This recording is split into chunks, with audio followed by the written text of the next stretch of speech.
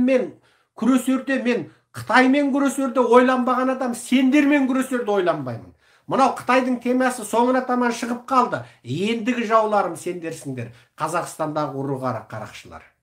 Айтқаным айтқам. Тәубелеріңе келіп, райларыңнан келіп, қайтам, Серікжан, мен сен үшін жұмыс істеймін дейтін ұлттық қауіпсіздік комитетінің, армияның, полицияның, ішкі армияның, соттың, судьяның, прокуратураның, полицияның басшылары болса, егер Серікжанмен одақтасам десеңдер, құпия VPN-дер арқылы менің электрондық поштам qazaqiya@gmail.com, Qazaqiya QAZAQYA. Осыған хат жазыңыздар. Қазақстан билігінің ішіндегі құпия архивтерді, түрмедегі архивтерді маған жіберіңіздер.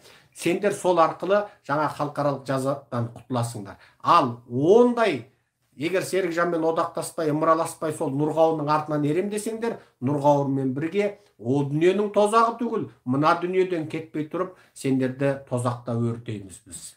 Американың және Еуропаның әділетшіл, ақиқатшыл батыстың күшімен өртейміз.